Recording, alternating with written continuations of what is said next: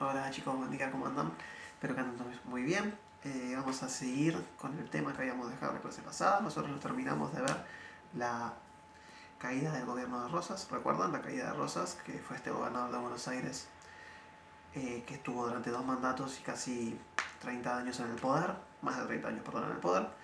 Que gobernaba con mano dura en el contexto de esta guerra entre unitarios y federales, que ya vimos, ya analizamos un montón. Sí, los unitarios querían concentrar todo el poder en Buenos Aires, los federales querían concentrar el poder en la autonomía de las provincias. La cuestión es que después de muchas idas y vueltas, Rosas enfrentó distintos focos opositores, ¿sí? Por ejemplo Gran Bretaña, por ejemplo Francia, y también oposiciones internas, ¿sí? Intentos de sublevación internos, que terminaron de consolidarse perdón, y encarnarse en la figura de un caudillo entrerriano, que es Justo José de Urquiza. Justo José de Urquiza, que es el que amasó este ejército grande del sur, que ya habíamos nombrado en la clase anterior, se enfrentó contra el ejército de Rosas y Buenos Aires en la batalla de Caseros, y Urquiza triunfó. Rosas se vio derrotado, abandonó el poder, se exilió del país, y ahora entramos en un nuevo capítulo de la historia, que ya no tiene que ver con la guerra entre unitarios y federales, ya no tiene que ver con la guerra entre Buenos Aires y las provincias, sino que tiene que ver con la consolidación del Estado Nacional Argentino.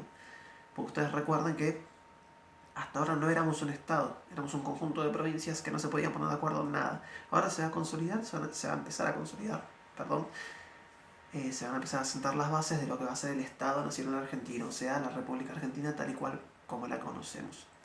La cuestión es que Urquiza derrotó a Rosas en el año 1852, decidió reunirse con los representantes de distintas provincias, Santa Fe, Corrientes y Buenos Aires, justamente,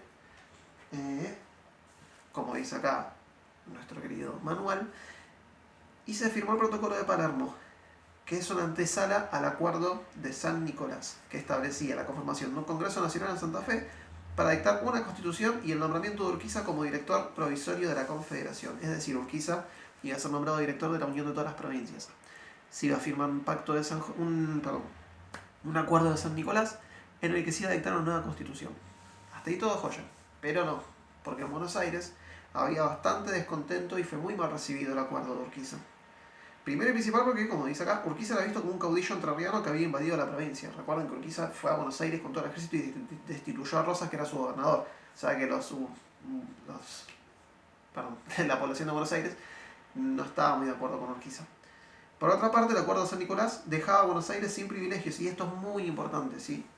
El acuerdo de San Nicolás pretendía igualar en condiciones a todas las provincias, quitándole los privilegios a Buenos Aires, privilegios que ellos poseían, porque ya lo saben ustedes, ya lo hablamos más de una vez, geográficamente por el puerto de Buenos Aires, por el río de la Plata, ¿sí? Por la salida al mar.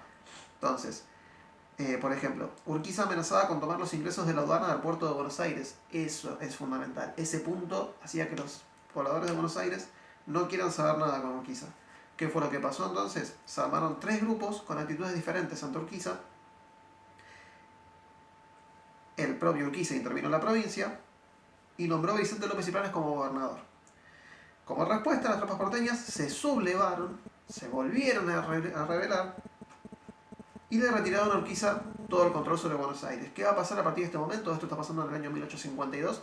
Se van a formar 2 bandos distintos, 2 estados dentro del territorio argentino. La Confederación Argentina, gobernada por Urquiza, todas las provincias, y Buenos Aires por otro lado, gobernada por Bartolomé Mitre. Perfecto. Hasta ahí vamos bien. Perdón, no estaba gobernada por Bartolomé Mitre todavía, eso va a ser recién a partir de 1862.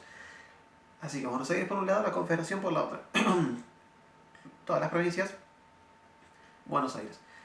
Entonces entramos en una nueva fase de guerra civil, una guerra civil mucho más corta, va a durar menos de 10 años esta vez, ¿sí? Pero, bueno, no se van a poner de acuerdo ni Buenos Aires ni el resto de las provincias. Justamente acá lo dice. El principal problema, ¿qué es lo que pasaba? Uno pensaría que el resto de las provincias en conjunto pueden derrotar fácilmente a Buenos Aires y someterla, pero no. Como bien dice acá, el principal problema de la Confederación era económico, ya que sin Buenos Aires no disponía de los ingresos de la aduana, que eran los más importantes del país. No subestimemos la importancia de la aduana, la importancia del puerto de Buenos Aires y los ingresos económicos que entraban por la compra y venta de productos desde el puerto de Buenos Aires eran el pilar de la economía de las Provincias Unidas, ¿sí? Hoy en día Argentina sigue teniendo como un pilar económico el puerto de Buenos Aires, la exportación e importación de materias primas, Por eso es que Buenos Aires tiene un desarrollo tan grande económicamente y tan desigual y diferente con respecto al resto de las provincias. ¿Sí? Uno de los puntos que realza a Buenos Aires es el puerto. Entonces, la Confederación no contaba con estos ingresos. Buenos Aires se podía sostener económicamente por su cuenta, a pesar de estar en contra de todas las demás provincias. Esa es la importancia del puerto y mucho más en el siglo XIX, que es la época en la que estamos, los años 1850. Perfecto. Entonces, Urquiza tuvo que hacer frente a distintos problemas, como por ejemplo, desde la política exterior buscó que los demás países reconocieran a la Confederación Argentina como un Estado argentino y no a Buenos Aires, cosa que no lograron porque las relaciones comerciales de los otros países eran mantenidas con Buenos Aires, por el puerto, por el comercio. Y tuvo que enfrentar problemas económicos al no contar con los ingresos de la aduana también. Y además tuvo que enfrentar con conflictos sociales e ideológicos que derivaban de los unitarios y los federales. Hasta 1855 que se firmó una especie de pacto de amistad entre unitarios y federales para que no haya problemas, no haya disturbios. Pero la rivalidad seguía estando, el clima de una guerra civil inminente, constantemente. Buenos Aires por su parte no tuvo muchos problemas económicos porque justamente disfrutaba del puerto. Y acá lo que pasó, a medida que fueron avanzando los años, es que llegamos al año 1859. Entre Buenos Aires y la Confederación se inició una rivalidad que desembocó en un enfrentamiento bélico, o sea, en guerra. Las fuerzas de Buenos Aires, a las órdenes de Bartolomé Mitre, y las de la Confederación Argentina al mando de Urquiza protagonizaron la segunda batalla de Cepeda en el 59, donde el ejército de Buenos Aires es derrotado y se firma la paz a través del Pacto de San José de Flores. Ahora la aduana pasaría a ser administrada por las autoridades nacionales. Eso es importante. Pero sin embargo, en el año 1861 las tropas bonaerenses vencieron al ejército de Urquiza, lograron derrotar a la Confederación Argentina. Urquiza se vio derrotado en la batalla de Pavón, la última de las grandes batallas de nuestra historia, la última batalla fundamental que va a poner fin a la rivalidad entre las provincias, va a poner fin a esta discordia y a esta desunión entre las provincias y Buenos Aires. Va a triunfar Buenos Aires, Bartolomé Mitre va a asumir el poder ejecutivo, o sea, va a ser el nuevo presidente. Y en 1862 fue elegido presidente justamente por un colegio electoral, Bartolomé Mitre, y se convirtió en el primer presidente de la República Argentina, de la nueva República Argentina, porque a partir de este momento el país comenzó a llamarse República Argentina. Urquiza fue reconocido como gobernador de Entre Ríos, pero ahora estamos en el año 1862 en la nueva República Argentina. Lo que viene de ahora en adelante es una serie de distintas presidencias, Bartolomé Mitre, Nicolás Avellaneda y Domingo Sarmiento, perdón, Mitre, Sarmiento y Avellaneda, en ese orden, que van a establecer, fundamentar y consolidar las bases del Estado Nacional Argentino. Recién ahora, en 1862, podemos hablar de República Argentina.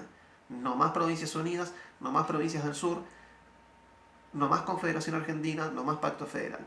República Argentina. A partir de este momento, 1862.